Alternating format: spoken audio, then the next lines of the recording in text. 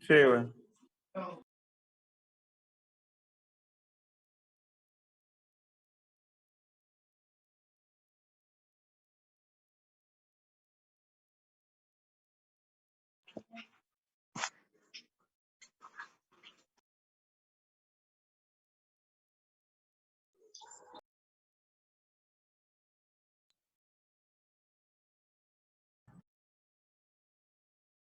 Adelante, estimado Francisco, por favor.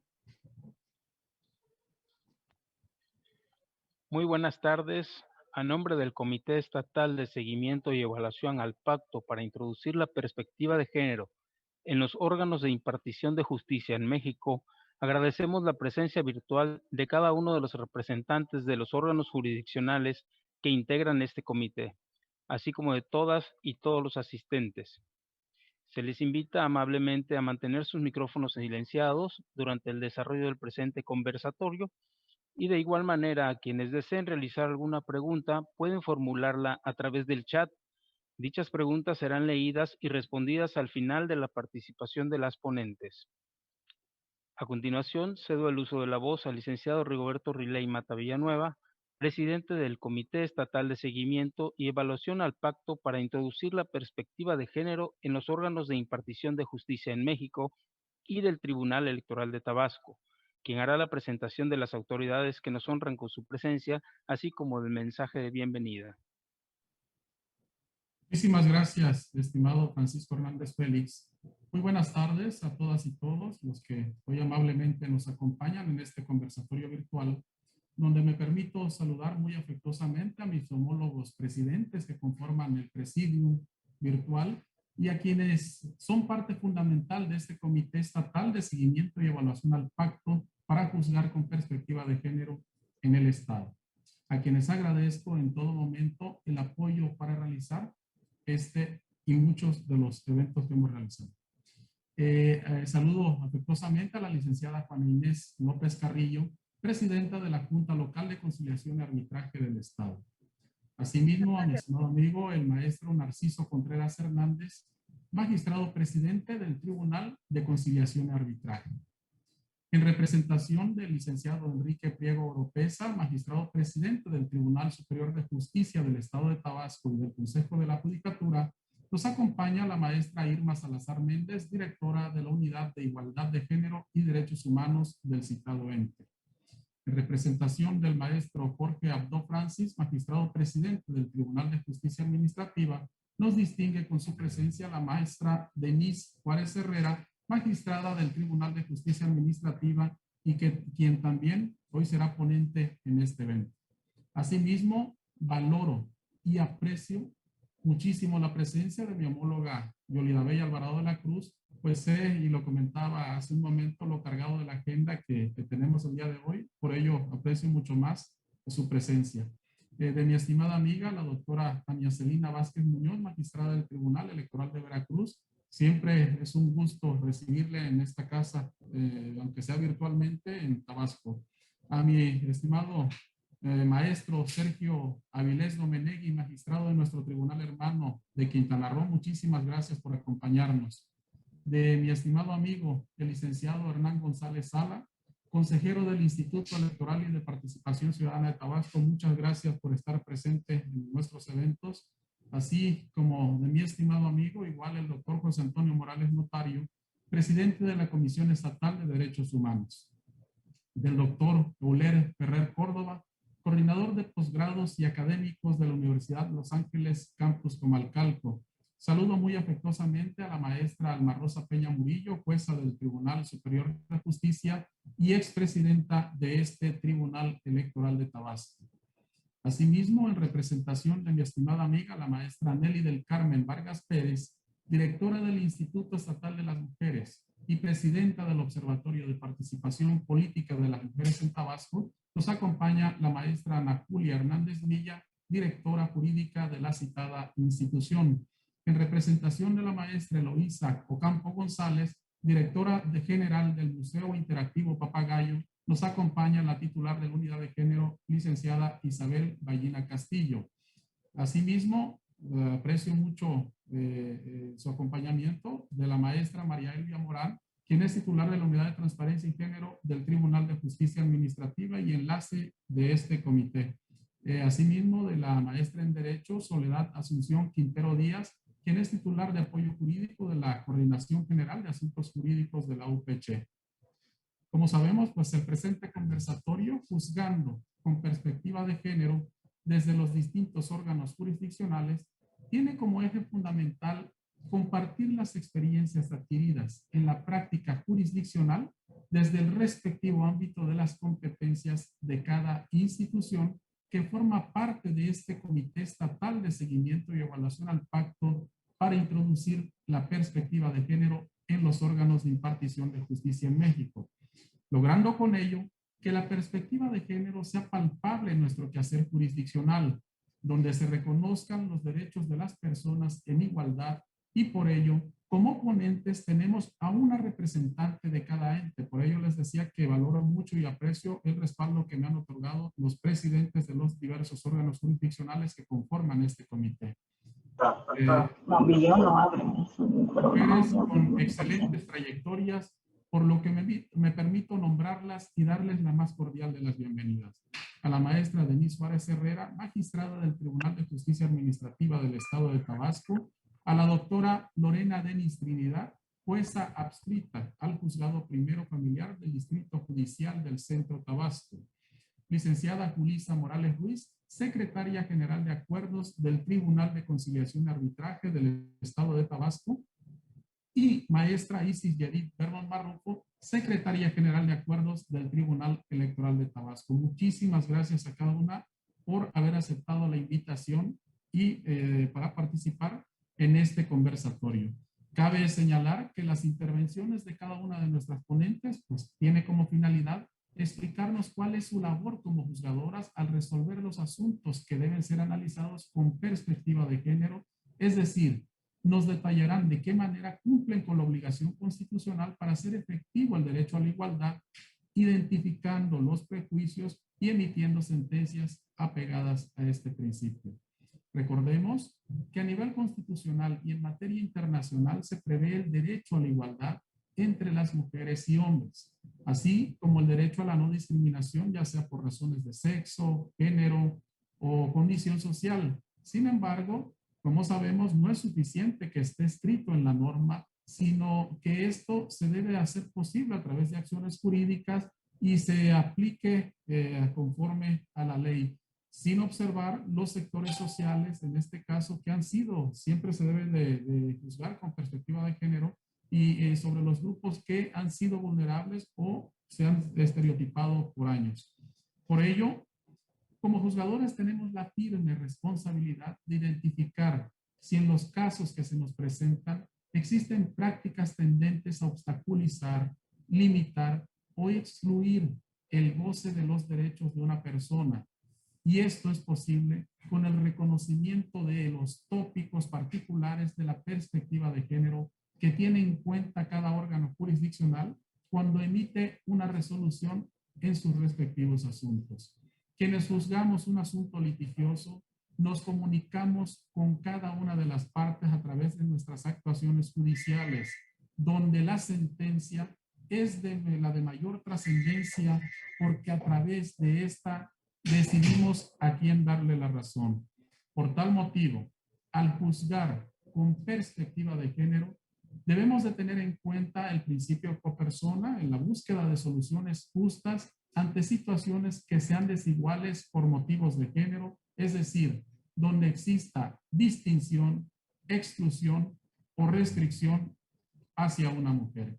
Me gustaría resaltar, por último, que la perspectiva de género es una herramienta metodológica que la Corte ha implementado para efectos de saber si hay alguna diferencia entre una persona y otra en un caso concreto y ver de qué manera repararlos, dándonos los elementos necesarios para poder identificar cuándo estamos frente a un asunto de desigualdad.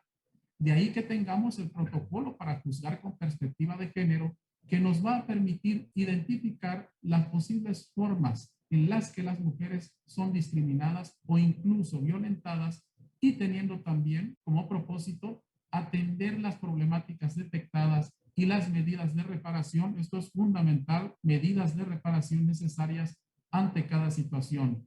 Es una herramienta bastante completa que sirve de guía para quienes ejercemos la noble labor de juzgar.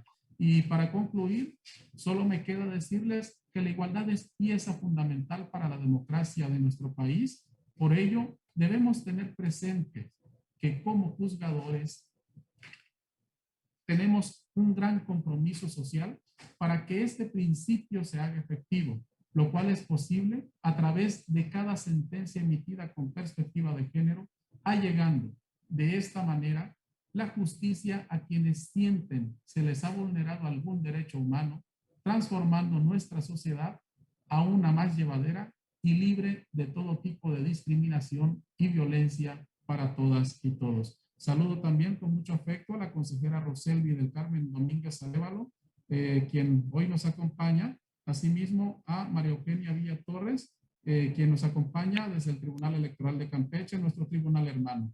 Muchísimas gracias a todas y todos. Y ahora cedo el uso de la voz a la secretaria técnica del Comité Estatal de Seguimiento y Evaluación al Pacto para Juzgar con Perspectiva de Género, la maestra Liliana Arias Valencia, quien será la encargada de moderar el presente conversatorio. Muchas gracias.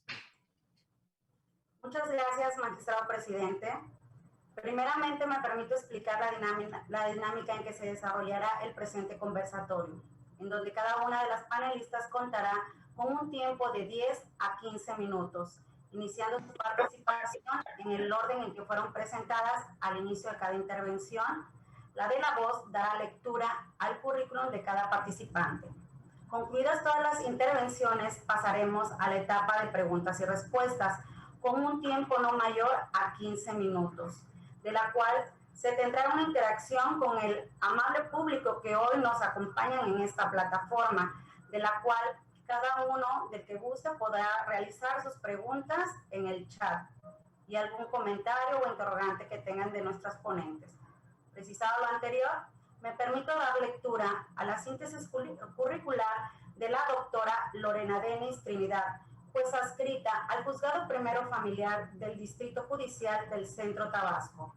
Ella es licenciada en Derecho por la Universidad Juárez Autónoma de Tabasco, con maestría en Derecho Civil, Mediación y Resolución de Conflictos, en Derecho Procesal Civil y doctorado en Derecho Público.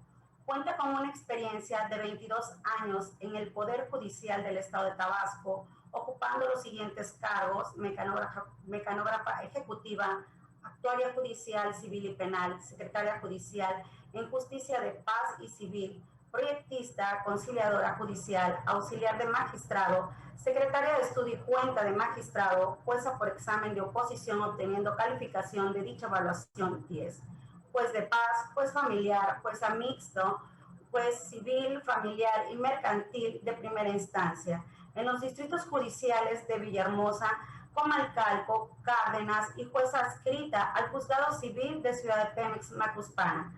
Asimismo, jueza civil en el Distrito Judicial de Nacajuca, Tabasco. Se desempeña como docente en la licenciatura, especialidad y maestría en Derecho Civil y Derecho Corporativo.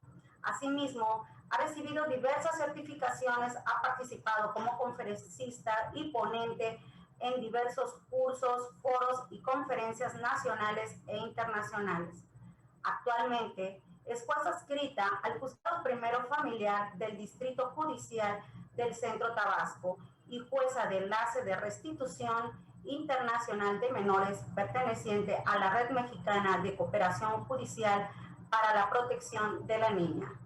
Seguidamente, le cedo el uso de la palabra a nuestra primera ponente por un tiempo no mayor de 15 minutos. Hola, buenas tardes a todas y todos. Agradezco la invitación por parte del Comité Estatal de Seguimiento y Evaluación al Pacto para introducir la perspectiva de género en la impartición de justicia.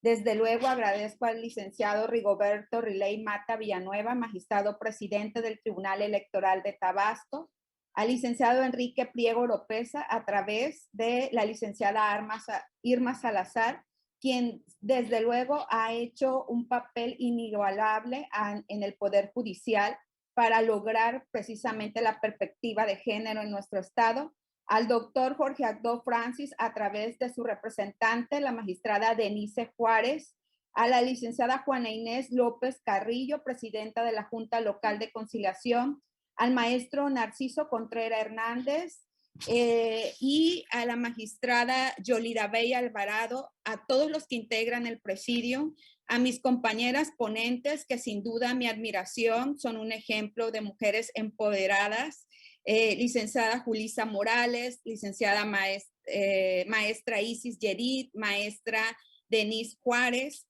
y a todos los que nos acompañan, presidentes de tribunales que escuché el día de hoy.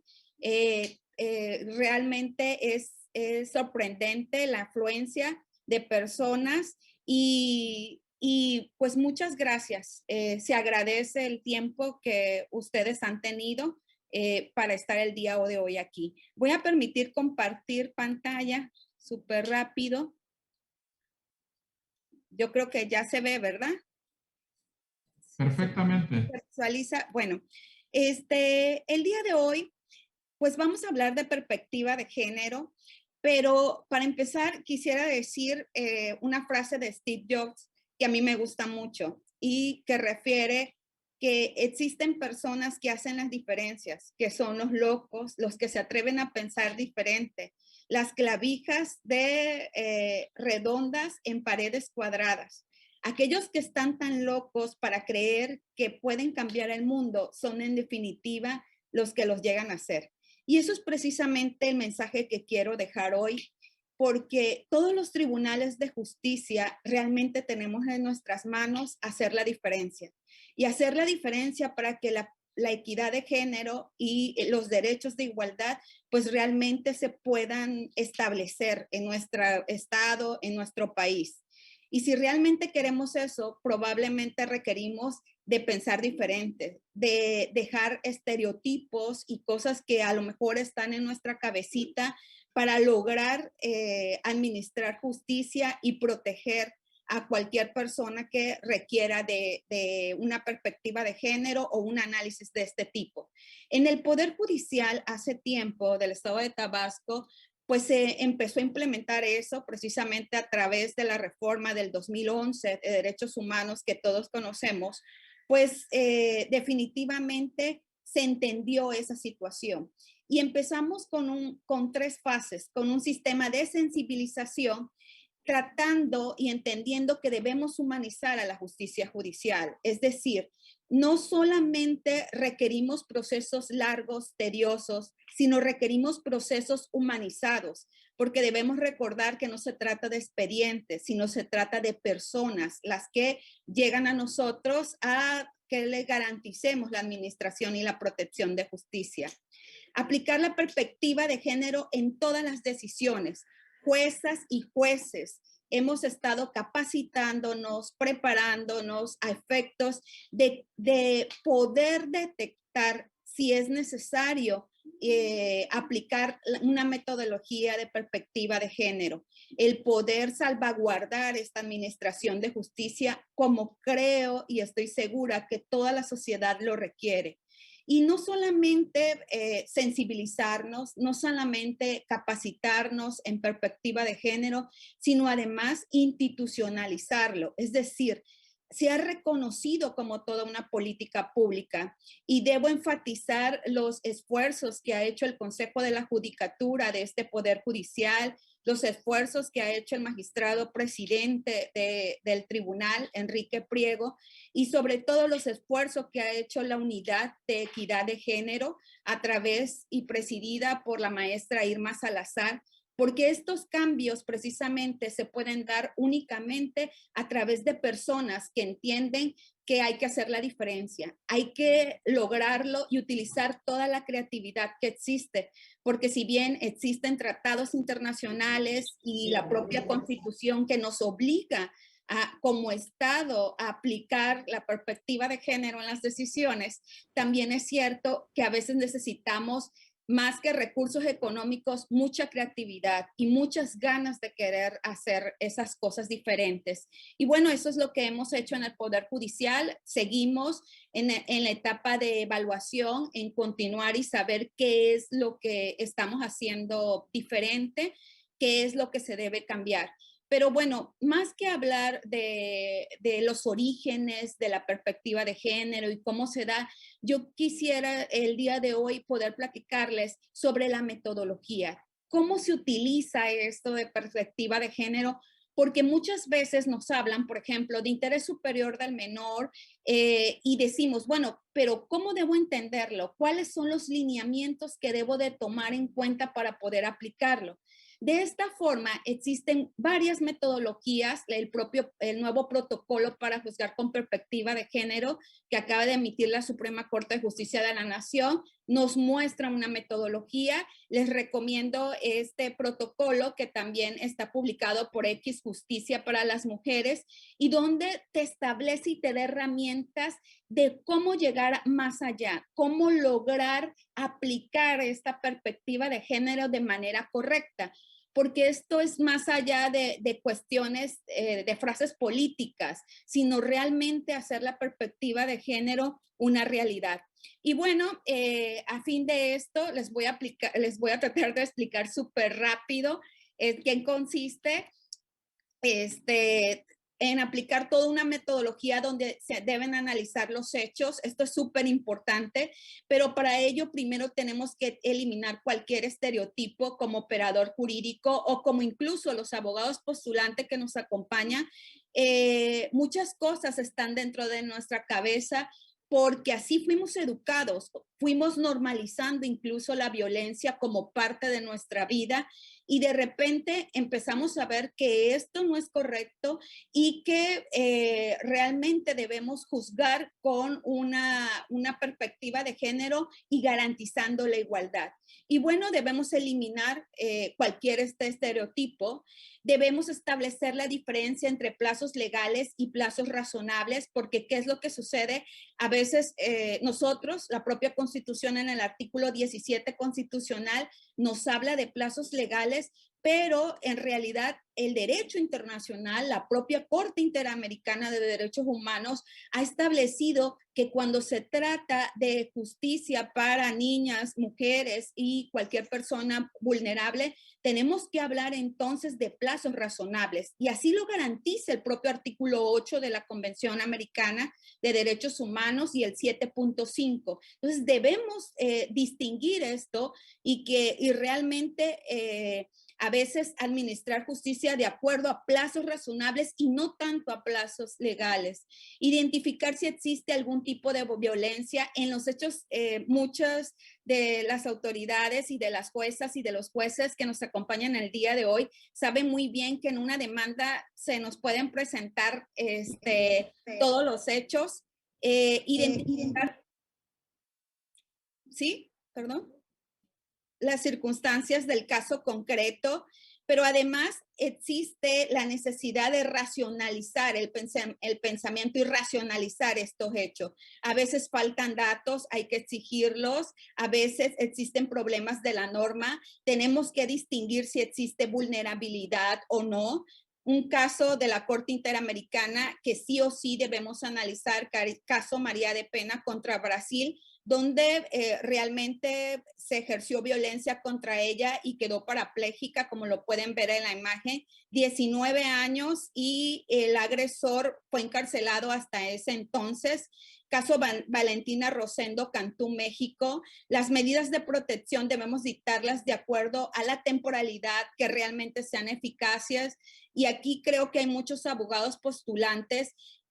A veces en los escritos nos preguntan o nos dicen que se aplique la medida de apremio que consideren más eficaz. Es decir, ¿pueden ustedes decirnos cuál es esa medida de apremio que se considera eficaz? Nárranlo, solicítenlo en forma concreta. Muchas veces no se necesita una para solicitar la otra. A veces creemos que la sola amonestación de no molestar es suficiente Cuando no es así, realmente no es una medida efectiva. Si se le dice al agresor no molestes, pues eso no va a ser posible. Tenemos que cuidar, si no, debemos dictar una medida que realmente proteja a esa persona vulnerable. Cuidar las pruebas, qué pruebas a lo largo de este tramo judicial me han solicitado, por ejemplo, una pericial anal para saber si la persona después de casada había tenido conductas depravadas, o en los expedientes encontramos fotos que a veces se exhiben, pero no somos capaces como operadores jurídicos de conservar la identidad y la intimidad de esa persona, y bien a veces se dictan pruebas innecesarias. Lo que provocamos como operadores jurídicos es la revictimización institucional. Es decir, he tenido, por ejemplo, solicitudes de inspecciones judiciales donde lejos de garantizar la administración de justicia, lo que va a producirse es la revictimización de esa persona. Y bueno, en la sentencia hay que utilizar un marco jurídico nacional e internacional. Tenemos que establecer diferencia entre silogismos, entre casos fáciles y difíciles, como diría Tienza, y cuando existe una ponderación de estos derechos humanos, a veces están en juego el interés superior del menor e incluso está en juego los derechos de niñas, mujeres. Hablaba yo de la interseccionalidad, y es que hay que tener en cuenta que muchas veces hay una triple o muchas veces muchas vulnerabilidades en sí mismo. ¿Por qué? Porque se trata de una niña, se trata de una indígena, se trata de una persona homosexual. Entonces ya tenemos muchísimas vulnerabilidades, perdón. Hay que tener un lenguaje incluyente y, de ser necesario, las sentencias de lectura fáciles. El Poder Judicial incluso ya ha dictado sentencias de lectura fácil en este sentido, y yo decía que la institucionalización de la perspectiva de género es una realidad, dado que incluso se han dado las indicaciones para que sí, así se realice, juezas y jueces, y cumplamos con ese deber constitucional. Y bueno, súper rápido, porque sé que estoy ya limitada de tiempo, les cuento un caso realmente en donde aplicamos perspectiva de género en el juzgado. Era un señor y una señora que era su segundo matrimonio, se casan. A raíz de que era un matrimonio pues consolidado, ella permite que le tome fotos íntimas, y sobre todo por la confianza que le tenía a su pareja. Se separan de la relación y él empieza a amenazarla que si no vuelve con él, pues de lo contrario va a publicar todas esas fotos íntimas. Y así fue, publicó en todas las redes sociales. Y existe, y aquí la situación en que nos encontramos es que a veces conocemos los tipos de violencia psicológica, económica, sexual, pero la ley, incluso la ley general para las mujeres para vivir una vida libre de violencia, pues también identifica el hecho de otro tipo de violencia análoga. Y aquí lo que se está dando actualmente es la violencia de género digital, donde una persona que probablemente pueda estar consolidada se utilizan las redes para un desprestigio. Ahora, ¿qué pasó después? Ella solicita el divorcio, él solicitaba conciliaciones y pláticas conciliatorias a efectos de seguir violentándolo, y esto el tribunal era permisible. Por eso les refiero que hay que tener mucho cuidado. Las pruebas, las fotografías, aún encontré que estaban en el expediente. Y bueno, y finalmente él solicita inclusive alimentos porque dice: oye, yo soy un adulto mayor.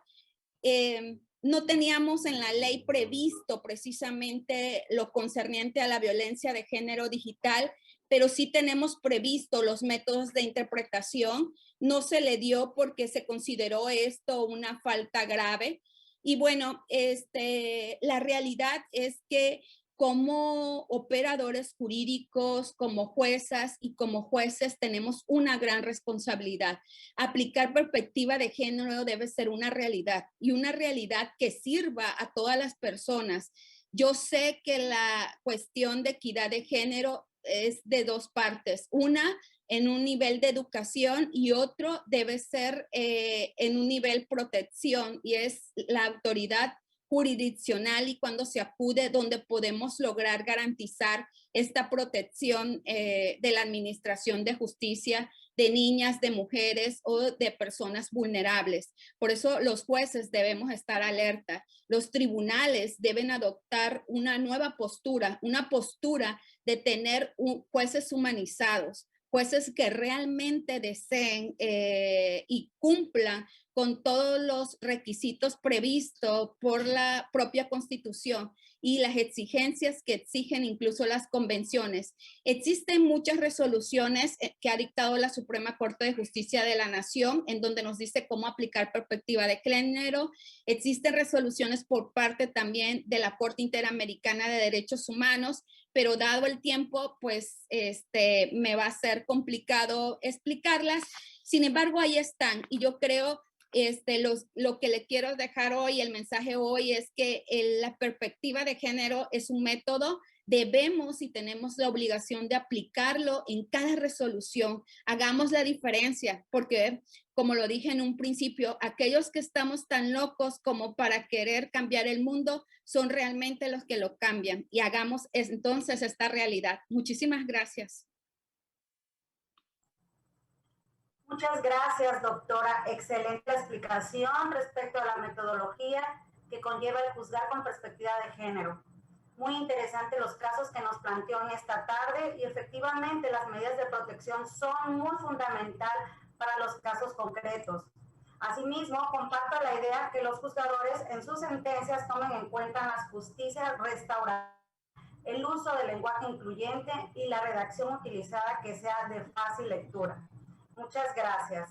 Ahora bien, continuando, la segunda participante, me permito dar lectura a la currícula de la licenciada Julisa Morales Ruiz, secretaria general de Acuerdos del Tribunal de Conciliación y Arbitraje del Estado de Tabasco. Ella es licenciada en Derecho con una especialidad en Derecho Civil. Dentro de su experiencia laboral, destaca haber fungido como auxiliar del magistrado presidente del Tribunal de Conciliación y Arbitraje del Gobierno del Estado de Tabasco, secretaria particular y secretaria técnica de Coordinación General de Asesores del Ayuntamiento del Centro, jefa del Departamento de Contratos y Convenios de la Subdirección de Contratación de Obras y Servicios, Dirección de Obras, Ordenamiento Territorial y Servicios Municipales del Ayuntamiento del Centro, jefa del Departamento de Inspección Urbana de la Subordinación de Regulación y Planeación, Dirección de Obras y Ordenamiento del Territorio y del Servicio Municipal del Ayuntamiento del Centro. En las administraciones municipales, secretaria general de Acuerdos del Tribunal de Conciliación y Arbitraje del Estado de Tabasco y magistrada presidenta por Ministerio de Ley del Tribunal de Conciliación y Arbitraje del Estado de Tabasco.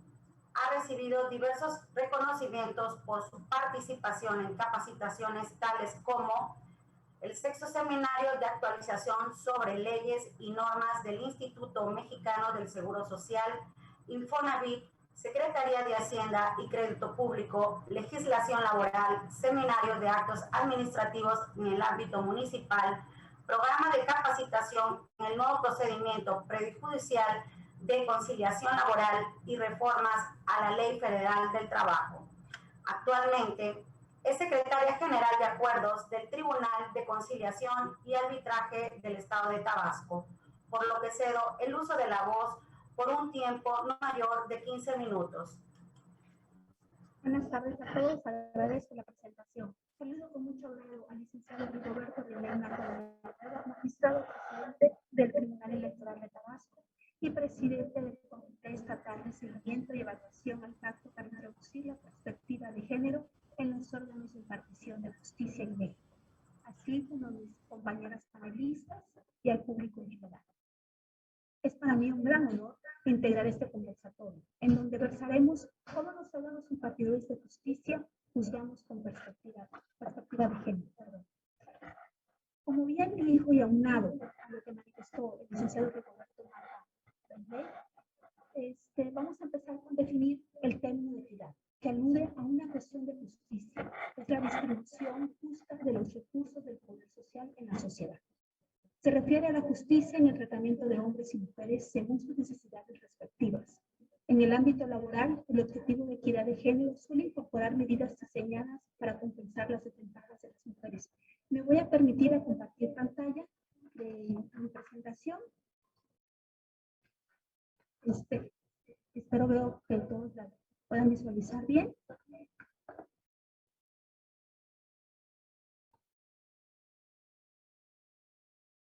Continuamos. La equidad de género es un principio constitucional que estipula hombres y mujeres son iguales ante la ley, lo que permite brindar a las mujeres y a los hombres las mismas oportunidades, condiciones y formas de trato, sin dejar a un lado las particularidades de cada uno de ellos que permitan y garanticen el acceso a los derechos que tienen como ciudadanos. Como ya sabemos, la Suprema Corte de Justicia de la Nación, que nos introdujo la perspectiva de género en el ámbito de la administración de justicia como herramienta.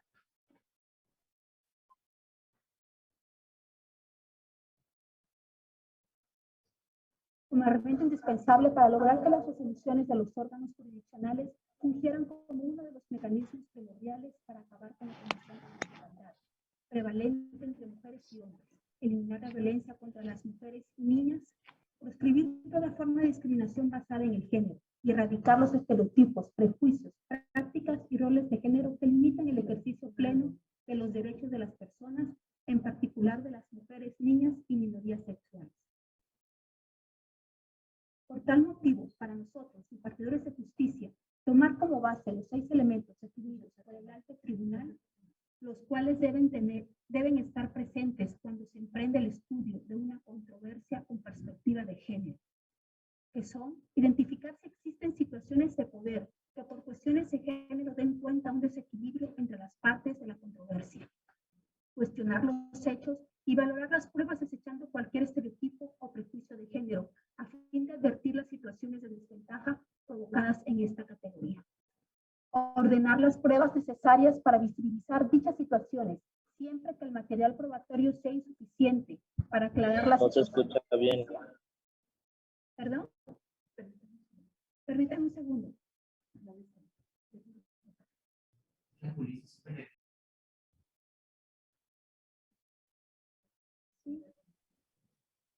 Pareciera que tenemos, a ver. Se escucha muy bien. Así es, tenemos un conflicto con el audio. ¿Ahí me escucha? Sí. ¿Escucha? Sí, sí se escucha, pero se escucha un poquito distorsionado. No sé si es mi audio o es en general. General. Ah, perfecto. ¿Es general?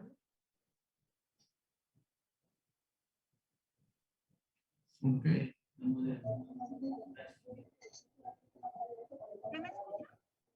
Sí, sí, sí se escucha. Se escucha distorsionado, se escucha distorsionado. Si gustan, afinamos el detalle de la licenciada Julissa Morales Ruiz en lo que se corrige esa distorsión y podemos dar paso a la siguiente participación para efectos de que ya se trate de corregir. Mi audio ya no se escucha. Por favor, Liliana, para darle el uso de la voz a la siguiente participante y ver si en dado momento se corrige el audio de la licenciada Julissa, por favor. Con gusto, magistrado presidente. Bueno, mientras hacemos la corrección de lo que es el internet de la licenciada Julissa, continuamos con el presente conversatorio y me permito dar lectura al currículum de la maestra Denise Juárez Herrera, magistrada del Tribunal de Justicia Administrativa del Estado de Tabasco. Ella es licenciada en Derecho con mención honorífica por la Facultad de Derecho de la Universidad Nacional Autónoma de México. Cuenta con maestría por la Barra de Abogados de México y especialidad en Justicia Administrativa y Derechos Humanos. Dentro de su experiencia laboral destaca que ha sido oficial auxiliar interina adscrita a la certificación judicial y correspondencia de la Suprema Corte de Justicia de la Nación. Asimismo, asesora jurídica en la jefatura del contencioso de la Procuraduría Fiscal de la Secretaría de Administración y Finanzas del Gobierno del Estado de Tabasco, secretaria de Acuerdos de la 10ª Sala Regional Metropolitana del entonces Tribunal Federal de Justicia Fiscal y Administrativa, secretaria de Acuerdos de la Sala Especializada en Materia de Propiedad Intelectual, secretaria de Acuerdos de la 2ª Sala Regional Norte-Este del Estado de México del Tribunal Federal de Justicia. Es docente, invitada permanente de Educación Continua de la Facultad de Estudios Superiores Acatlán de la Universidad Nacional Autónoma de México y ha recibido diversas constancias por su participación en cursos, congresos y diplomados, participando como panelista y ponente en diferentes cursos y conferencias. Actualmente es magistrada de la ponencia de la Sala Superior del Tribunal de Justicia Administrativa del Estado de Tabasco. Seguidamente, le cedo el uso de la palabra por un tiempo no mayor de 15 minutos. Buenas tardes. A nombre del Tribunal de Justicia Administrativa del Estado de Tabasco y su presidente, el doctor Jorge Abdo Francis, es un honor para nosotros estar aquí con ustedes compartiendo opiniones y comentarios en este conversatorio denominado Juzgando con Perspectiva de Género desde los distintos órganos jurisdiccionales. Tema que me voy a permitir un poco darle el siguiente enfoque humanista, como diría la jueza Lorena. Si tenemos por ahí las diapositivas que me pudieran apoyar. Bueno, el título de nuestra presentación se denomina El papel de la juzgadora en el sistema de impartición de justicia administrativa. En lo personal, y disculpen la sencillez del ejemplo, equiparo esto a un asesino en serie, silencioso, psicópata. Me explico. La violencia de género es un elemento social negativo que por lo general se aprecia de manera muy sutil, pero que va matando poco a poco los principios esenciales de la sociedad y por tanto tiene gran impacto en las formas de conducta e idiosincrasia de un pueblo. Incluso puede llegar a ser un factor determinante en las políticas públicas de un gobierno. Si podemos pasar a la siguiente laminilla, por favor.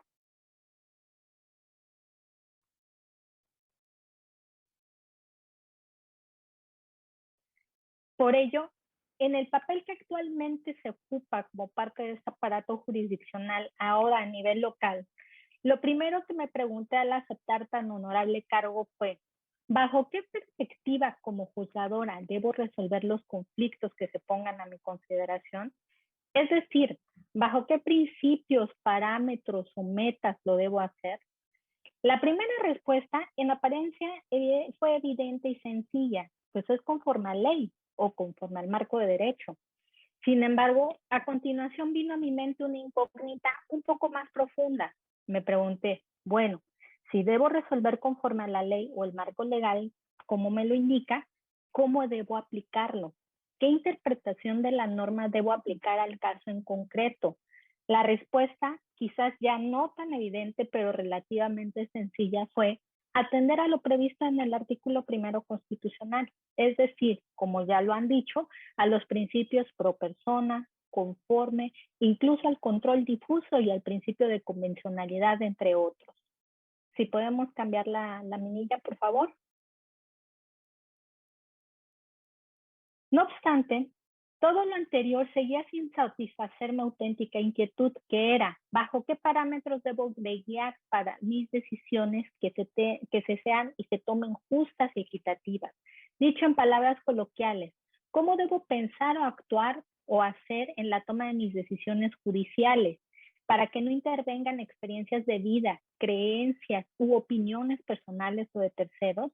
En otras palabras, ¿qué debo hacer para que mis sentencias no se nublen o no nublen mi objetividad o mi imparcialidad por apreciaciones personales? Entonces ahí fue cuando vino a mi mente la palabra empoderamiento. Efectivamente, si podemos cambiar la laminilla, por favor. Efectivamente, el empoderamiento es una palabra actualmente utilizada para simbolizar el fortalecimiento de una persona en la toma de sus decisiones. Esto mediante el ejercicio de acciones que coadyuven a conseguir dicho objetivo. Generalmente se encuentran asociadas con el tema de capacitación para la mejora salarial o económica y generalmente también se encuentra asociado con la mujer. En este último caso, como sabemos, el tema del empoderamiento de la mujer atiende un contexto histórico y social derivada de las falsas creencias que se tenían acerca de, en ese tiempo, de cómo se pensaba que la mujer era más débil, menos capaz o inteligente en comparación a un hombre. Y es por ello que se tuvieron que implementar como políticas públicas las medidas denominadas acciones afirmativas, a fin de poder paulatinamente ir equiparando en igualdad de circunstancias el ejercicio de sus derechos. Sin embargo, este empoderamiento de la mujer también, a mi juicio, puede ser malinterpretado al grado de que ahora se corre el riesgo que en el ejercicio de las acciones afirmativas las mujeres nos podamos convertir en algunas especies de vengadores derivados de un contexto histórico y social del que fuimos objeto, y así podríamos caer en el error producto de nuestros instintos, así como de nuestra información social e histórica, al grado tal que lo podamos llevar a un campo de inequidad ahora hacia otros sectores o grupos. Es por ello que considero que el tema del empoderamiento de la mujer lo debemos ubicar en un verdadero contexto. Empoderar a una mujer no solo implica dotarla de herramientas para el ejercicio pleno de sus derechos, sino también concientizarla que pese a las desigualdades sociales o históricas de las que hemos sido objeto, el ejercicio paritario de esos derechos implica también una responsabilidad social de no replicar el patrón de violencia y desigualdad hacia otros ámbitos o sectores. Dicho en otras palabras, implica el ejercicio pleno de los derechos sin la afectación a terceros. Lo anterior me regresa a la interrogante que me planteé desde un inicio. ¿Bajo qué parámetros debo de guiarme para las decisiones que se tomen sean justas y equitativas? Dicho en palabras coloquiales, ¿cómo debo pensar o actuar para hacer que la toma de mis decisiones judiciales no intervengan experiencias de vida, creencias u opiniones personales o de terceros? Es decir, ¿qué debo hacer para que en mis sentencias no se nuble la objetividad o la imparcialidad por apreciaciones personales? Lo anterior, sobre todo, si con base en lo antes expuesto, se considera que históricamente se ha asociado la función de un juez con la de un hombre y no con la de una mujer, pues insisto, se ha tenido la incorrecta apreciación que una mujer por su género, al momento de conocer un conflicto, se puede dejar llevar por sus pasiones o por sus sentimientos, y que por tanto sus decisiones pueden estar alejadas de una auténtica justicia y equidad. Es aquí donde cobra la importancia el tema del empoderamiento de la mujer, esto ya aplicado a la función jurisdiccional. En efecto, la mujer como juez, en cualquier otro ámbito que se desempeñe, debe empoderarse al momento de emitir sus decisiones. Pero, ¿cómo debe ser este empoderamiento? Bajo las premisas anteriores, considero que el empoderamiento debe consistir en varias acciones que podemos asociar esencialmente en dos grupos. Si me permiten cambiar la laminilla, por favor.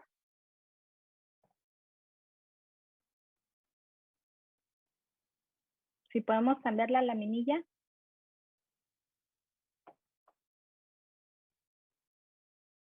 Si le damos la siguiente.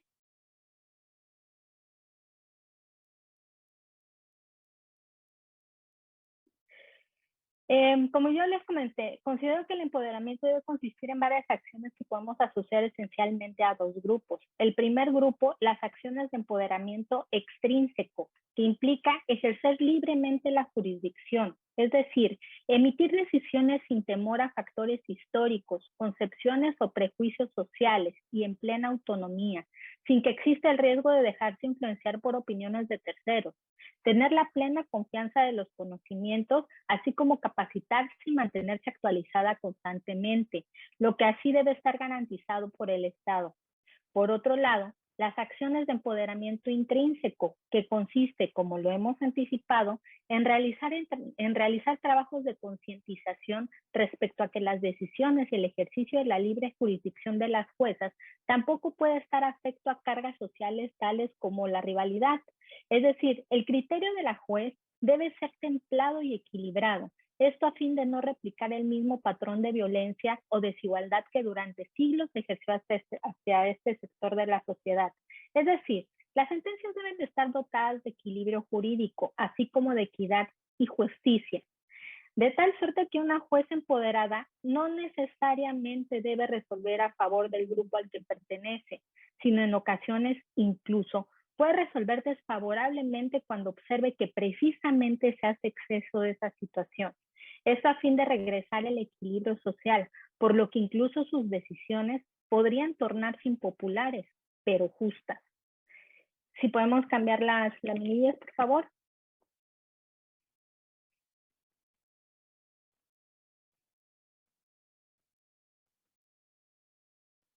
Si la podemos cambiar, por favor.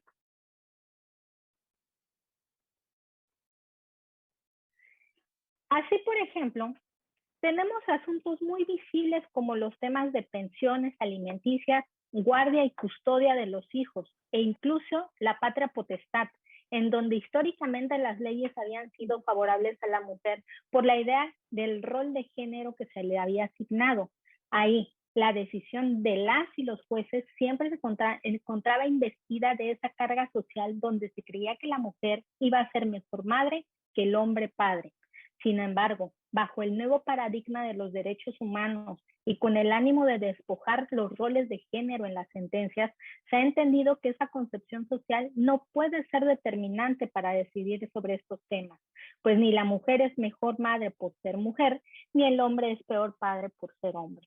Así, actualmente, en el ámbito judicial se han emitido decisiones por algunos jueces y juezas que, aunque pudieran llegar a considerarse impopulares para el feminismo, fortalecen el esquema de igualdad y orden social, asignando las pensiones alimenticias, las guardias y custodia de los hijos e incluso la patria potestad a los hombres.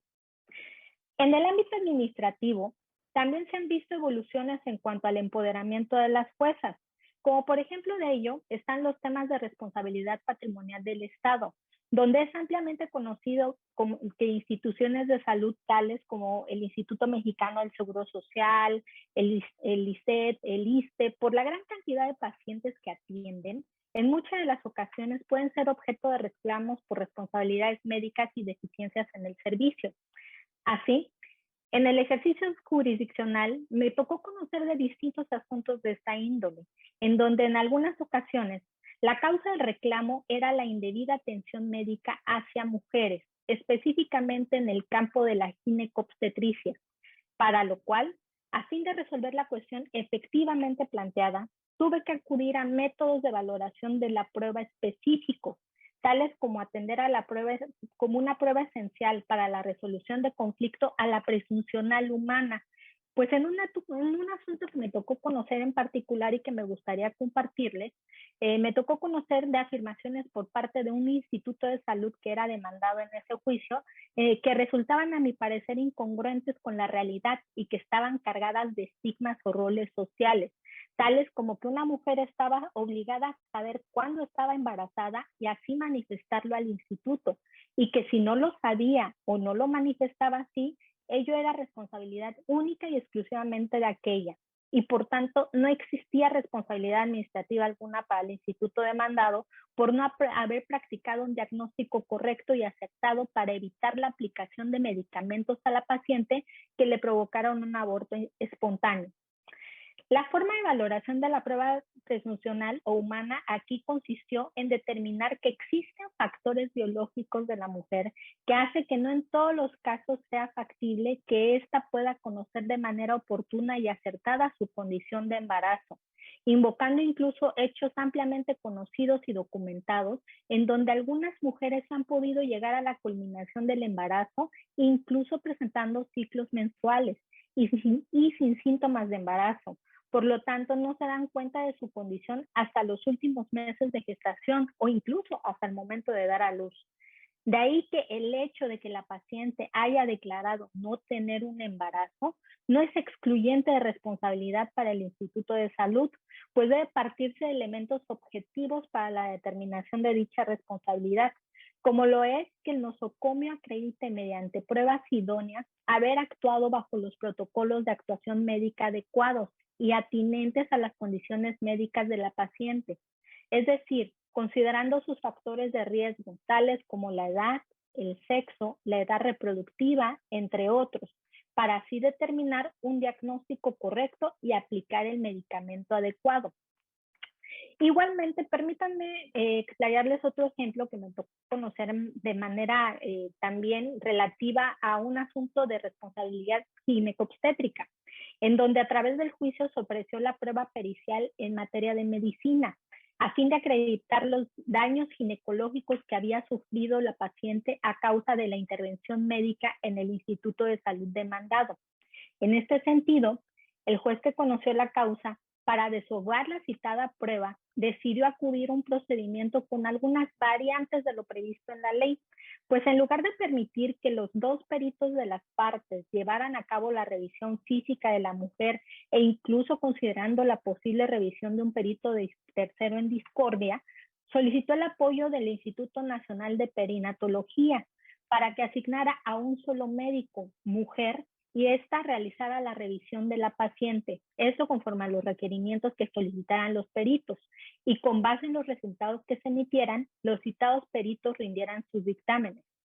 Como se puede ver en este ejemplo, esta pequeña variación que hubo en el desahogo de esta prueba, aun cuando no estaba en estricto sentido prevista por la ley, se justifica bajo una perspectiva de género, a fin de evitar una doble o hasta una triple invasión a la privacidad de la mujer, reduciendo en una sola etapa dicha supervisión, con una persona de confianza para ella y bajo el aval de una institución médica del sector público. Incluso he de mencionarles que derivado de esa única revisión, el referido instituto prescribió y mandó medicamentos a la mujer para tratar padecimientos resultados de esa revisión. Por partida contraria, existen otros ejemplos del empoderamiento de la jueza en el ámbito administrativo, en donde las decisiones no resultaban favorables para la misma mujer. Sin embargo, pueden ser muestra de un equilibrio y templanza, tales como un asunto del cual tuve conocimiento también de una familia que reclamó responsabilidad patrimonial del Estado por negligencia en la atención médica de una mujer de la tercera edad, atribuyendo que, derivado de dicha negligencia, se había provocado o bien no se pudo evitar el deceso de dicha paciente. En este sentido, conforme a la valoración conjunta y armónica de las pruebas, entre ellas los resultados de la necropsia de ley, se determinó que la institución médica no había incurrido en responsabilidad alguna y que el fallecimiento de la paciente se debía a causas naturales propias de su condición. Esto es la edad, estado de salud, padecimientos crónicos, entre otros, lo que derivó en una causal de exclusión de responsabilidad administrativa. Ello además porque la institución de salud acreditó haber seguido los protocolos de actuación médica adecuados e incluso atendió a parámetros internacionales en la atención de la paciente, demostrando con todo ello no haber podido evitar el deceso de la misma y más aún no haber tenido intervención alguna en el fallecimiento de ella. Con todo lo anterior, si podemos cambiar a la siguiente lámina, por favor.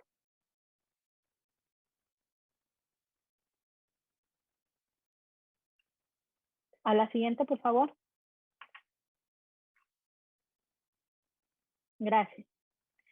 Con todo lo anterior, podemos darnos cuenta que el llamado empoderamiento de la mujer no solo se ve reflejado en la vida cotidiana, sino además en su actuar profesional o académico. A nivel jurisdiccional, el empoderamiento de la juez requiere de dos conjuntos de acciones, el extrínseco y el intrínseco.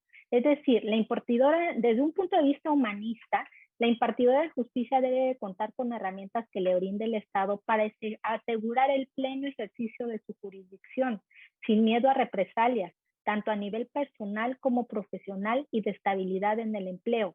Pero también la juzgadora debe generar sus propias herramientas de carácter interno para que en la emisión de sus decisiones no intervengan factores que nublen su criterio o bien que hagan injustas o inequitativas sus decisiones.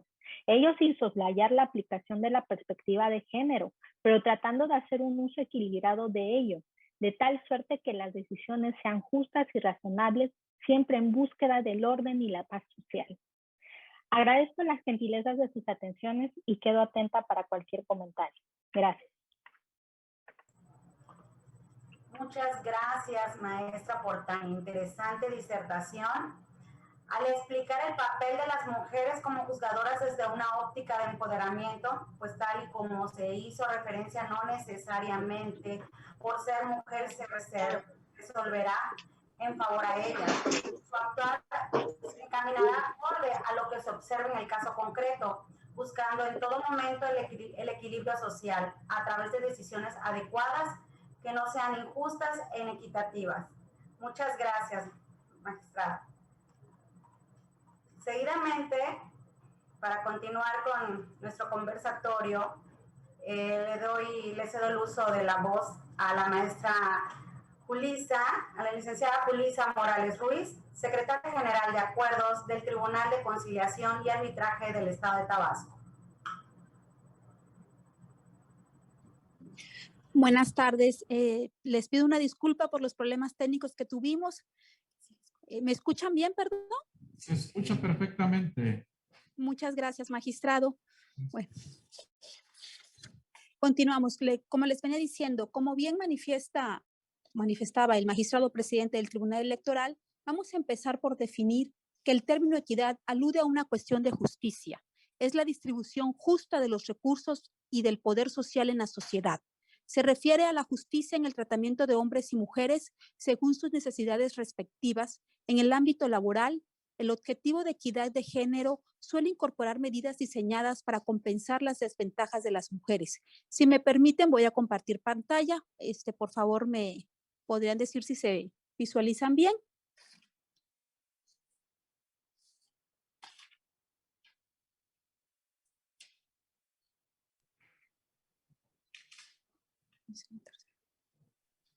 Sí se alcanza a ver, licenciada.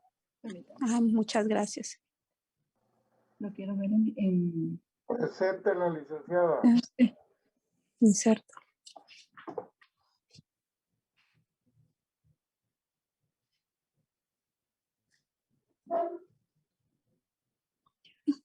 Bueno, voy a continuar. La equidad de género es un principio constitucional que estipula que hombres y mujeres son iguales ante la ley, lo que permite brindar a las mujeres y a los hombres las mismas oportunidades, condiciones y formas de trato, sin dejar a un lado las particularidades de cada uno de ellos que permitan y garanticen el acceso a los derechos que tienen como ciudadanos. Como ya sabemos, la Suprema Corte de Justicia de la Nación introdujo la perspectiva de género en el ámbito de la administración de justicia como una herramienta indispensable para lograr que las resoluciones de los órganos jurisdiccionales fungieran como uno de los mecanismos primordiales para acabar con la condición de desigualdad prevalente entre mujeres y hombres, eliminar la violencia contra las mujeres y niñas, proscribir toda forma de discriminación basada en el género y erradicar los estereotipos, prejuicios, prácticas y roles de género que limitan el ejercicio pleno de los derechos de las personas, en particular de las mujeres, niñas y minorías sexuales.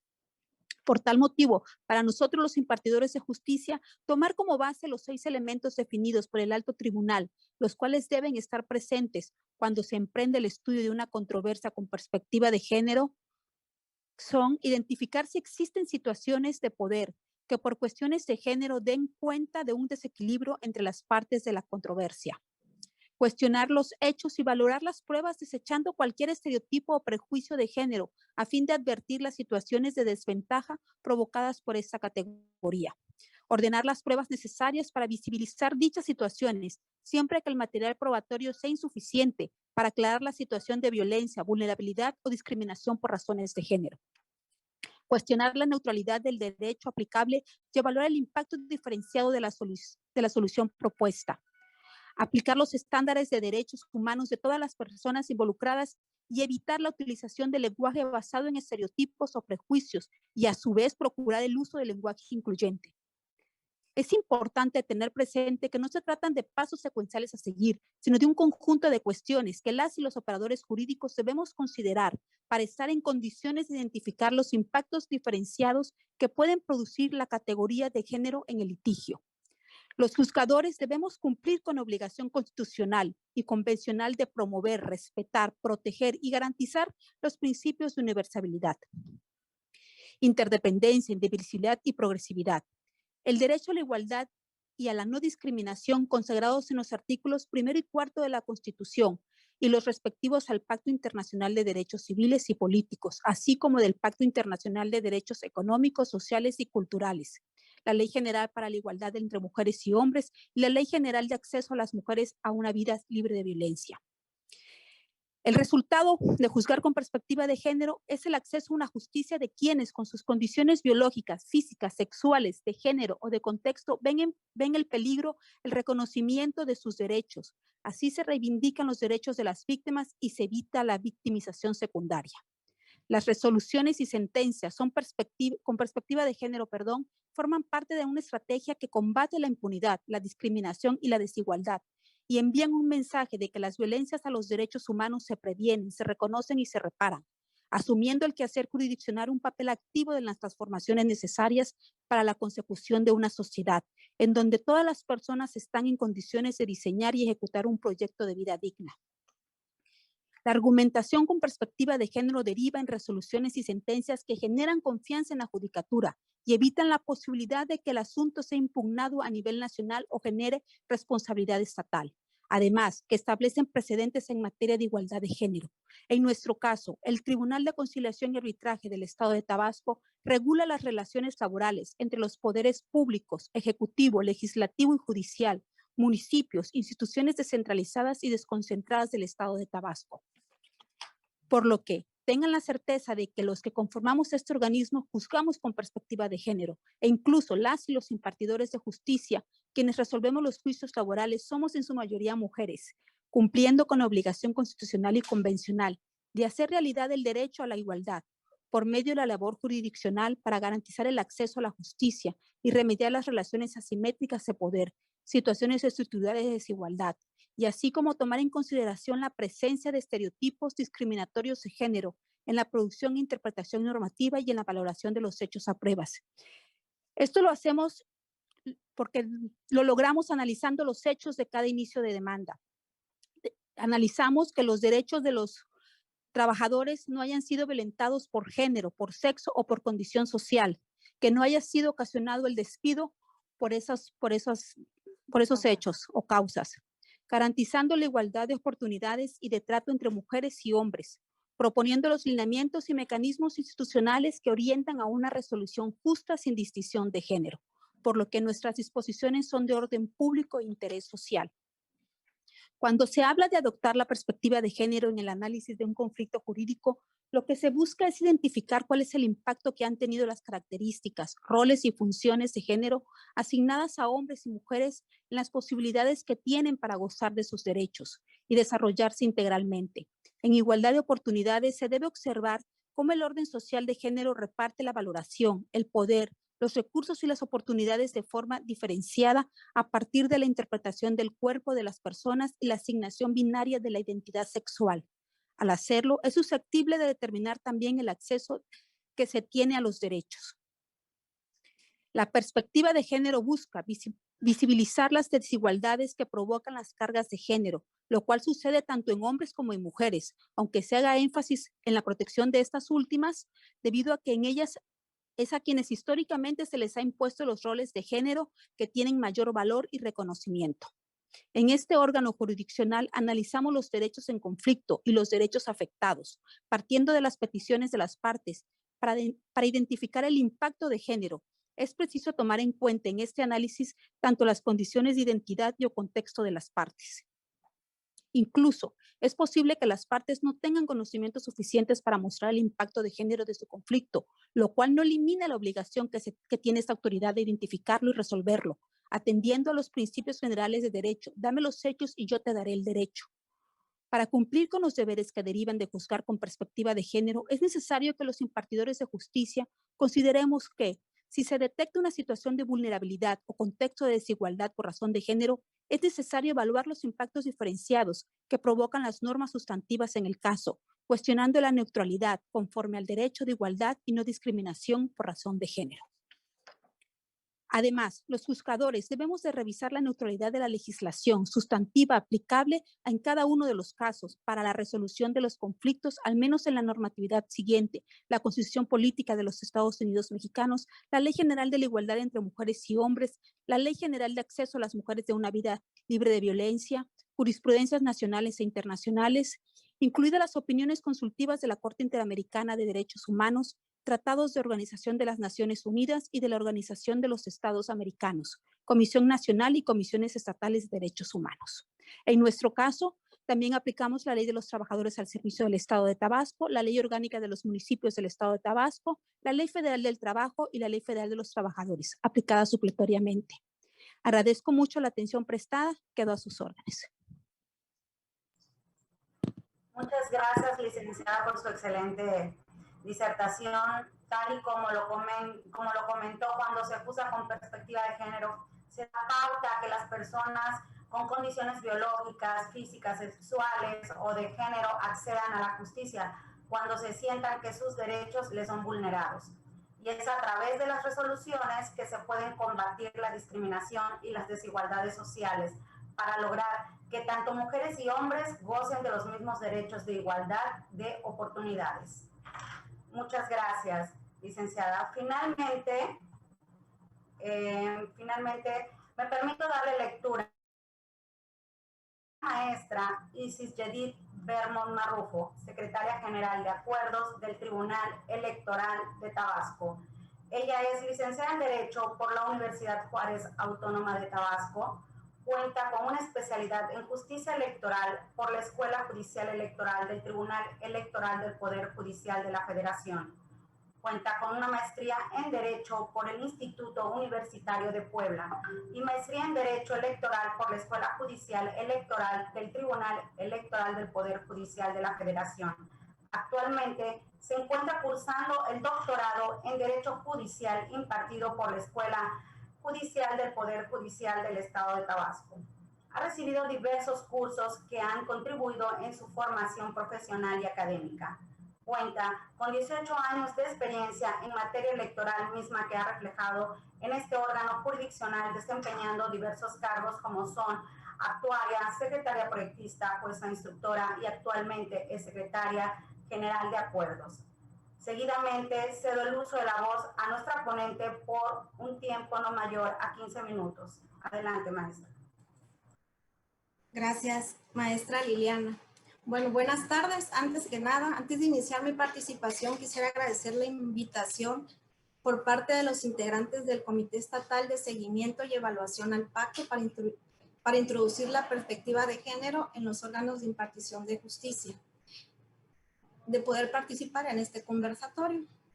Y bueno, después de haber escuchado las excelentes participaciones de quienes de manera interesante nos han compartido sus experiencias en la aplicación de la perspectiva de género desde la labor que realizan al interior de sus tribunales, iniciaré señalando que la perspectiva de género es un gran reto al que nos enfrentamos las juzgadoras y los juzgadores electorales, quienes estamos obligados a incluirlas en nuestras resoluciones, sobre todo en aquellos asuntos relacionados con los derechos políticos electorales de la ciudadanía. Al respecto, tengo que señalar que la impartición de justicia es un ejercicio argumentativo. En las sentencias, como bien sabemos, se examinan los hechos, se analiza si se puede aplicar una norma y se motiva para quién le es aplicable, determinándose a quién le asiste la razón o no.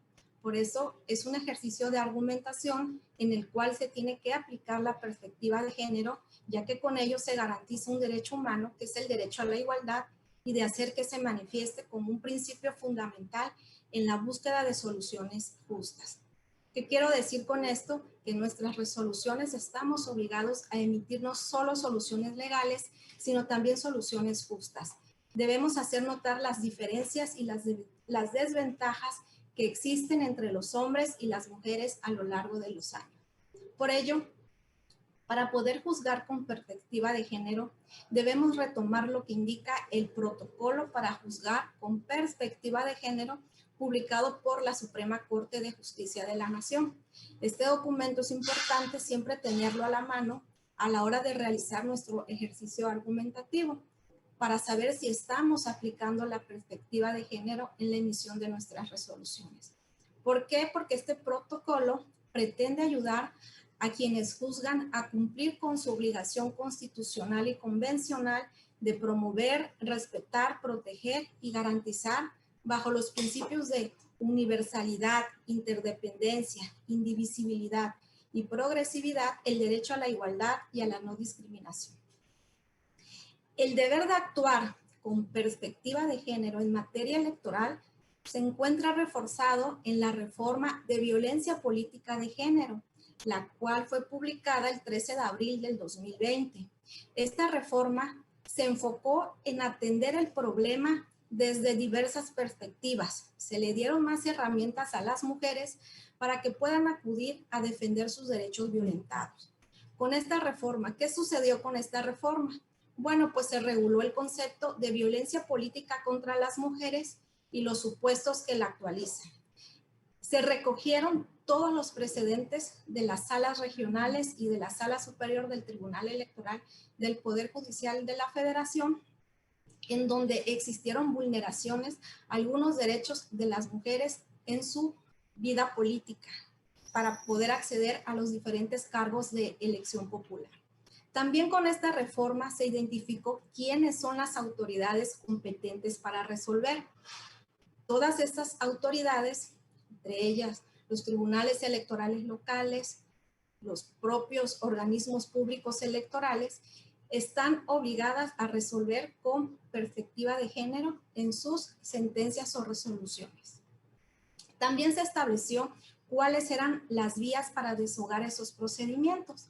En materia electoral, la violencia política de género se estudia dentro de 3 ámbitos: a través del procedimiento especial sancionador, que lo resuelven los organismos públicos electorales, a través del juicio para la protección de los derechos políticos electorales, que es competencia de los tribunales electorales locales, y a través de la denuncia penal, que se encuentra regulado por la propia Fiscalía. También quedaron reconocidas las medidas cautelares. ¿Por qué? Porque la autoridad debe analizar atendiendo la solicitud de la víctima respecto a la concesión de medidas cautelares cuando ésta lo solicite o bien de manera oficiosa.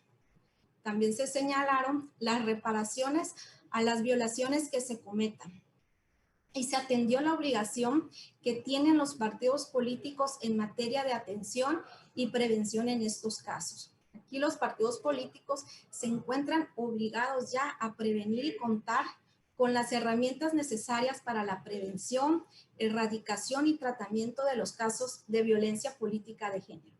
Con motivo de esta reforma de violencia política de género, se hicieron adecuaciones a varias leyes, donde se incluyó la perspectiva de género en las decisiones de diferentes autoridades. Por ejemplo, en la Ley General de Acceso de las Mujeres a una Vida Libre de Violencia, se incorporó la perspectiva de género en el monitoreo de las transmisiones sobre las precampañas y campañas electorales en los programas de radio y televisión que difundan noticias durante los procesos electorales. Es decir, se debe revisar que el contenido de todos los spots transmitidos en radio y televisión no tengan contenidos estereotipados en contra de las mujeres, además de que debe ser equitativo o debe ser la misma cantidad de hombres y mujeres. También en la Ley General de Instituciones y Procedimientos Electorales, que no va a ser el fin de semana. En el artículo 30, párrafo 2, que todas las actividades del Instituto Nacional Electoral se tenían que regir o se tienen que regir los principios que rigen la materia electoral, que es el de certeza, legalidad, independencia, imparcialidad, máxima publicidad, objetividad, y se incluyó la paridad y la perspectiva de género. todas las decisiones del INE tienen que tomar en cuenta cómo ha sido la vida política de las mujeres en relación con la de los hombres. También el propio artículo 35, párrafo 1 de la ley que mencioné, señaló que el Consejo General del INE es el órgano superior de dirección quien en su desempeño deberá aplicar la perspectiva de género. También se reformó la Ley General de Partidos Políticos y donde se señaló que todos los partidos políticos deberán contar con un órgano de decisión colegiado encargado de impartir justicia al interior de los partidos políticos, quienes están obligados a aplicar la perspectiva de género en cualquier procedimiento que se sustancie o en las resoluciones que se emitan. Aquí los estatutos de los partidos políticos, para poder ser constitucionales, tienen que tener un órgano de justicia intrapartidaria, pero también se establece el deber de que sus resoluciones tienen que ser con perspectiva de género. Ahora bien, este tribunal tiene el deber de que en aquellos asuntos que se le presenten donde se aduzca violencia política de género, debe de aplicarse la perspectiva de género en la emisión de sus sentencias. ¿Y qué se debe de hacer en estos casos? Bueno, cuando el juzgador se enfrenta ante un caso en que una mujer afirma ser víctima de violencia política de género, tenemos que aplicar esta herramienta, juzgar con perspectiva de género. Es decir, tenemos que visualizar las desventajas que existen entre hombres y mujeres para poder emitir resoluciones justas. También tenemos que determinar si la víctima se encuentra en una situación de desventaja y si requiere protección del Estado. Es decir, tenemos que aprender a distinguir los actos que se denuncian porque no todos constituyen violencia política de género. Todo esto es con la finalidad de lograr una garantía real y efectiva de los derechos de quienes acuden ante el Tribunal Electoral de Tabasco. ¿Y a qué estamos obligados los juzgadores cuando revisamos asuntos de violencia política de género o donde estén incluidas las mujeres?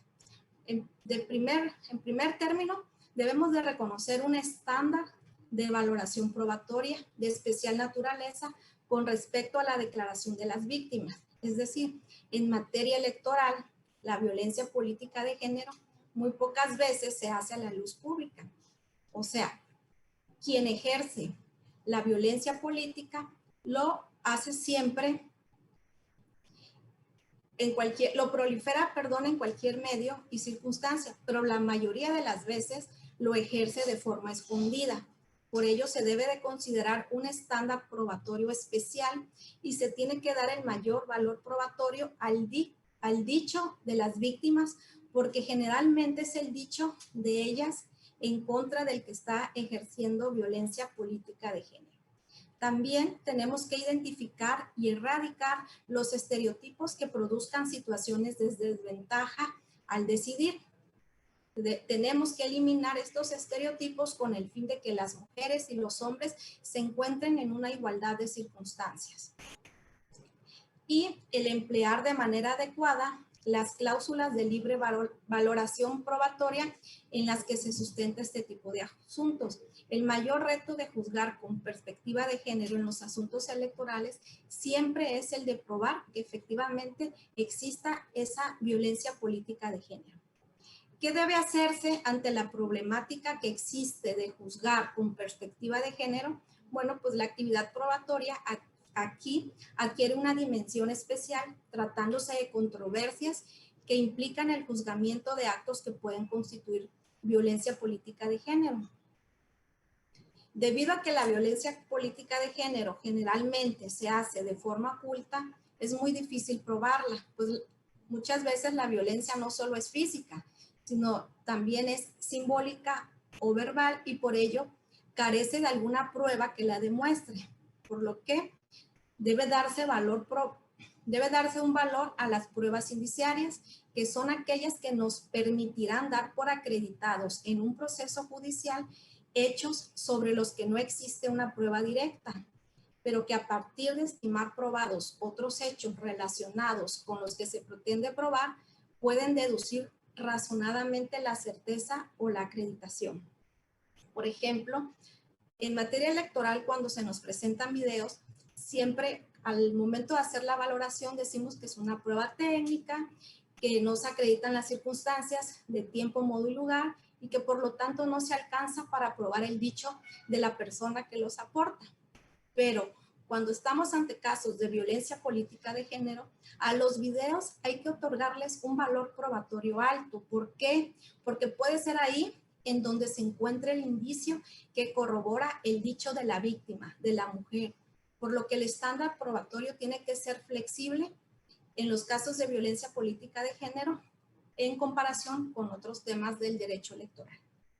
En este sentido, para impartir justicia de manera completa e igualitaria, el juzgador tiene que tomar en cuenta los hechos y valorar las pruebas, desechando cualquier estereotipo o prejuicio de género a fin de visualizar las situaciones de desventaja provocadas por condiciones de sexo o de género.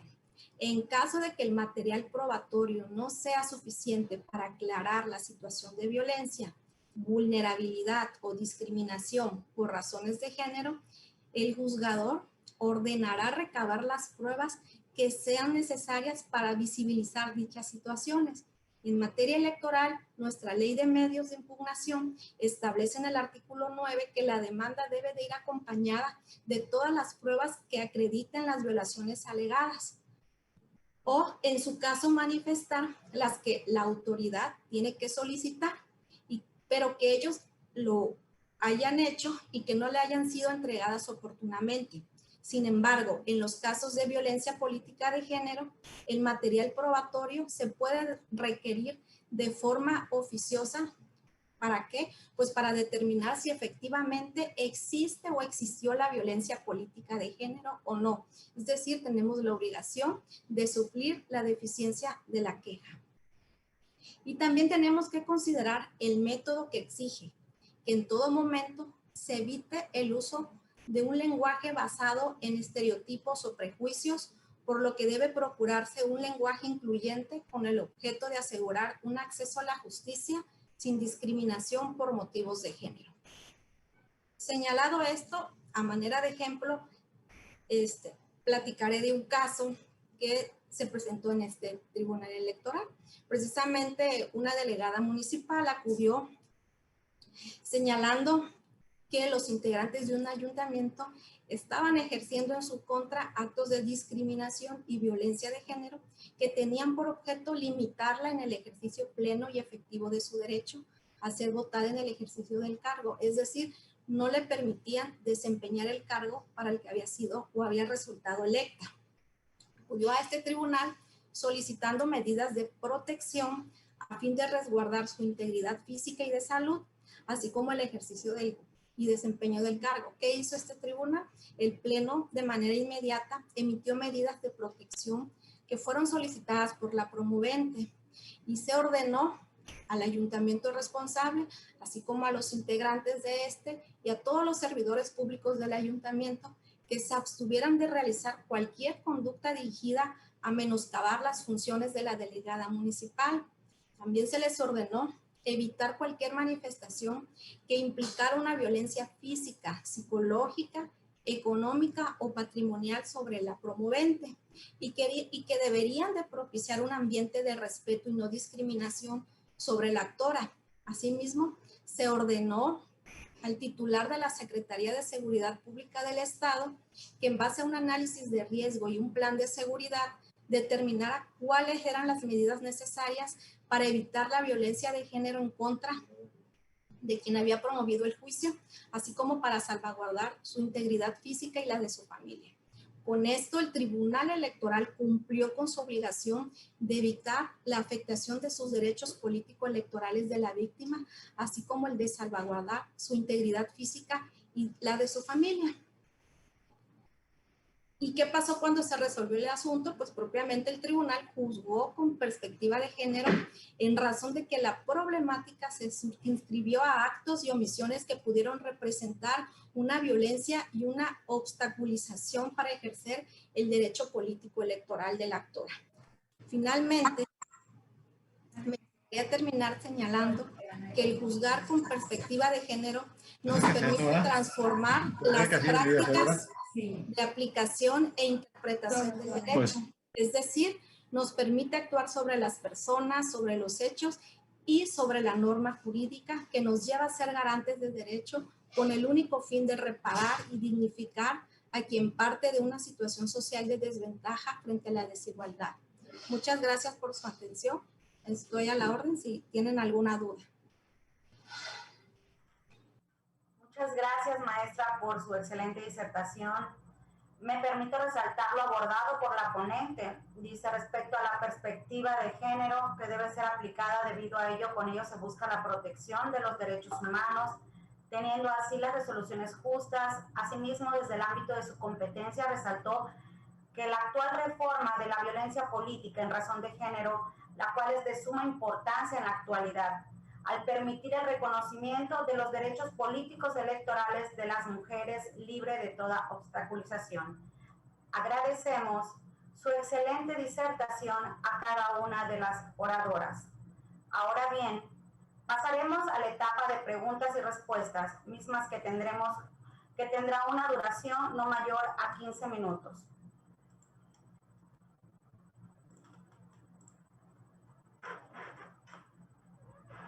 Podemos apreciar en el chat de nuestra plataforma de este conversatorio que podemos ver unas preguntas. La primera sería de María Dolores Rodríguez Flores. Nos hace la primera pregunta: ¿cuánto abarcaría el plazo razonable? ¿En qué consistirá? ¿Horas y días? ¿Cuánto abarcaría el plazo razonable? ¿En qué consistiría? ¿Horas y días? Pero esa fue un tema que abordó la jueza Lorena Denis. Hola, pues buenas tardes a todos otra vez. Sí, miren, la diferencia entre plazo legal y plazo razonable la podemos visualizar en el propio 7.5 y artículo 8 de la Convención Americana de Derechos Humanos, pero además en el caso que le citaba yo de María de Pena contra Brasil, y ahí la Corte Interamericana establece varios parámetros para tomar en cuenta. El primero de ellos, la complejidad del asunto, es decir, qué tan complejo se trata la situación. El segundo de ellos, la manera de valorar las pruebas, es decir, o de adquirir las pruebas. Cuando nosotros estamos ante una situación jurídica, muchas veces debemos identificar si se trata de un problema de la normatividad, es decir, hay una omisión de la norma, hay una norma discriminatoria, hay una norma que pareciera neutral, pero en realidad no es. Por ejemplo, cuando hablamos de guarda y custodia compartida, donde no está prevista en nuestra legislación y donde el propio Código Civil aborda ciertas hipótesis. Es decir, hay que tomar en cuenta si es posible la prueba, si lo que me refiere se debe probar.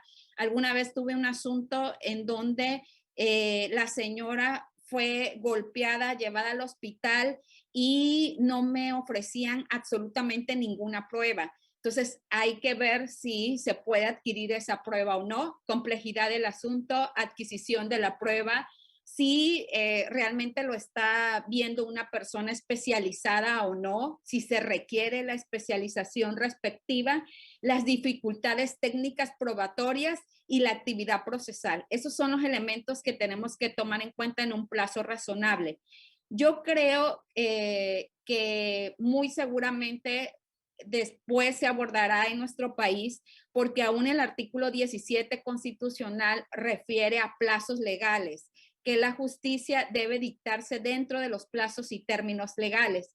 Sin embargo, el derecho internacional y las convenciones ya no hablan de plazos legales, sino plazos razonables. Y eso se ajusta a que cada cosa o cada situación debe ser de acuerdo a tu caso concreto. Yo siempre digo que los asuntos son como los hijos de los dedos de la mano y la comparación que hacemos. Es decir, cada caso es diferente y por lo tanto cada solución es distinta. Habrá casos donde puede esperar un plazo legal, pero habrá casos de emergencia. Tuve asuntos, por ejemplo, donde niños y niñas estaban en una situación de vulnerabilidad, de desprotección y tiene que actuarse de emergencia. Entonces, hay casos en donde debe actuarse bajo un plazo razonable. Espero haber dado respuesta a la pregunta. Muchas gracias, doctora Denise. Una disculpa por parte de la magistrada Denise Juárez Herrera, magistrada del Tribunal de Justicia Administrativa del Estado, ponente en nuestro presente conversatorio. Les pido una disculpa, tuvo que retirarse de este conversatorio por motivos de cuestiones laborales de su agenda, pero nos deja que en cualquier momento alguna pregunta que haya para ella la contestará en su correo de la persona que tenga la pregunta.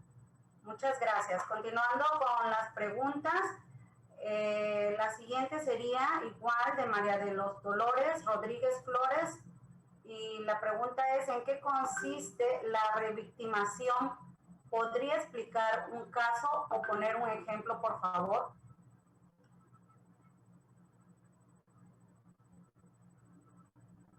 ¿Puedo contestarla? Adelante.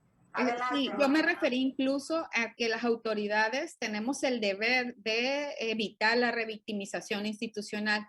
En el caso de niñas, por ejemplo, niños, niñas y adolescentes, pasa mucho que se escucha al menor y después quieren que se vuelva a escuchar al menor, o se hacen valoraciones genitales o psicológicas y quieren después volver a realizar este tipo de pruebas. Es decir, lejos de que la propia institución proteja, revictimiza, porque se vuelve a situar a aquel niño, niña y adolescente en la misma situación.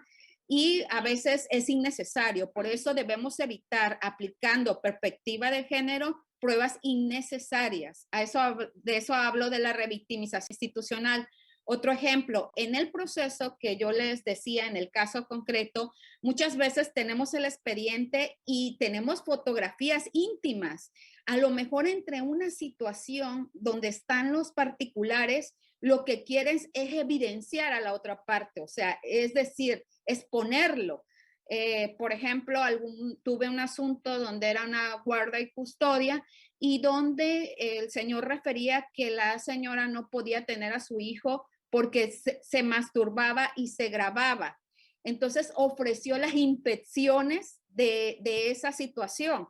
Entonces, imagínense ustedes el desahogar esa prueba, por ejemplo. O sea, lo usan como una manera de fastidiar al otro, por decirlo así, y realmente ahí es donde tenemos que estar muy alerta las autoridades. Yo creo que este tipo de ejercicios que hicimos hoy, donde están presentes todos los tribunales, híjoles, estamos de fiesta en el estado de Tabasco porque realmente es una manera de poder reflexionar de cómo hacer y cómo aplicar debidamente la perspectiva de género.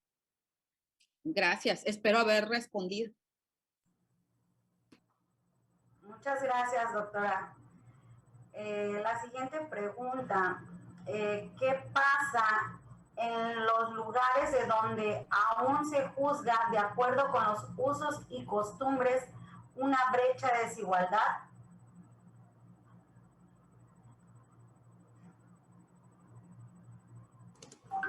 Bueno, ¿qué pasa en los lugares donde se juzga de acuerdo con los usos y costumbres? Al menos en materia electoral, en los asuntos de índole indígena, se juzga con perspectiva indígena y también se juzga con perspectiva de género. Tenemos y sabemos que las mujeres en comunidades indígenas siempre han sido rezagadas en su participación política.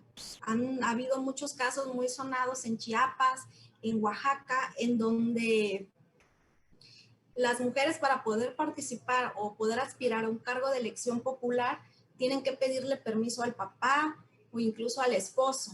Entonces aquí los criterios del Tribunal Electoral, del Poder Judicial de la Federación, siempre han sido que las mujeres se les dé esa apertura, que se les dé ese alcance de poder participar.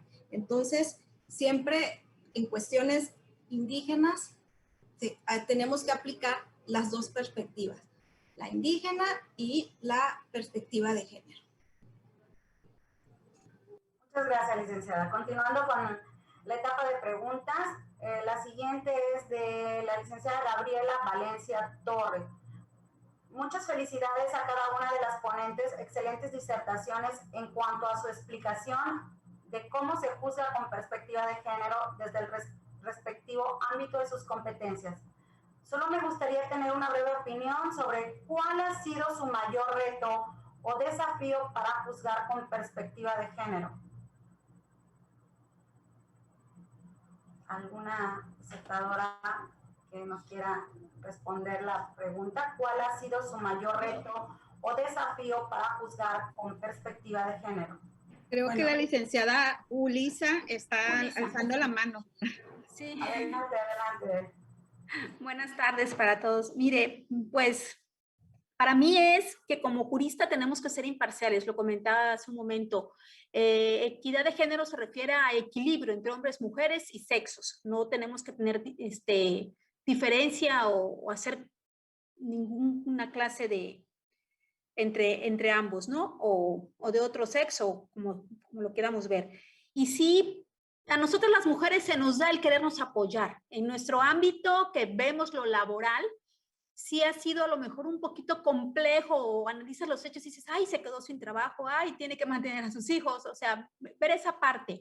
Y aquí lo hemos hecho en lugar de ver si se le afecta en su ámbito personal, si la persona incurrió o no incurrió en faltas que conllevaron al despido, porque es realmente lo que tenemos que analizar, si cumplió o no cumplió con sus obligaciones como trabajadores, no si es hombre o si es mujer o imparte el sexo que él prefiera, vaya, o su condición social sea minoritaria o mayor, sino realmente si cumplió o no cumplió con sus obligaciones como trabajador, que es lo que evaluamos aquí para ver si hay un despido justificado o injustificado. Entonces, nosotras las mujeres siempre tenemos esa parte de maternalista, ¿no? Ay, somos mujeres, tenemos que apoyarnos, tenemos que unirnos y sí es un poquito complejo dejar a un lado esa parte y ser totalmente imparcial. Muchas gracias, licenciada. Continuando, bueno, con la siguiente pregunta es de la licenciada María Guadalupe Asensio Suárez. Buenas tardes, relacionado con el ejemplo presentado por el Tribunal Electoral de Tabasco. ¿Cómo se garantizan las medidas de protección otorgadas a los solicitantes? Híjole, bueno, en el asunto que les planteé de ejemplo, efectivamente se giraron las medidas de protección y el Pleno estuvo siempre vigilante de todo lo que realizó la Secretaría de Seguridad Pública. Incluso en el asunto en particular se coordinó a la promovente precisamente porque alegaba que temía por su integridad física y la de su familia. Entonces, semanalmente nos mandaban un reporte y este tribunal fue dándole el seguimiento hasta que ya por fin cesó la violencia de género en contra de quien promovió ese juicio.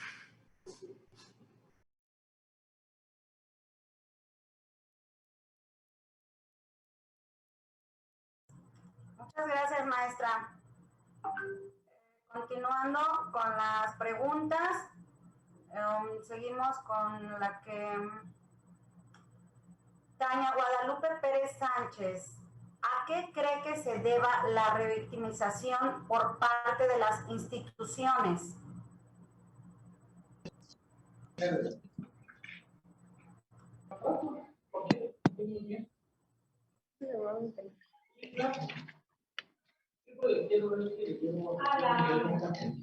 siguiente pregunta es, ¿a qué cree que se deba la revictimización por parte de las instituciones?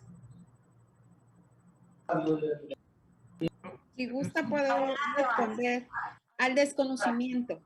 Sí, definitivamente eso es algo con lo que hay que luchar. O sea, precisamente para eso es la capacitación, por eso son las recomendaciones por parte de Naciones Unidas y de los comités precisamente para capacitarnos. Hay mucho desconocimiento, pero además, por lo que yo refería en un principio en la ponencia, tenemos que luchar contra nuestros propios estereotipos y nuestra propia formación muchas veces. A veces no es que se desea hacerlo o que intencionalmente lo quieras hacer. Muchas veces fuiste formado, tanto incluso en la universidad, no solamente en la familia, sino incluso en la propia universidad, fuimos formados de una manera distinta. Yo siempre digo, todo se derrumbó dentro de mí, porque realmente así es. O sea, estamos aprendiendo cosas nuevas. Y espero que este tipo de eventos, pues precisamente para eso esa es la finalidad, y que logremos todos hacer la diferencia. Gracias. Y la pintura de aceite.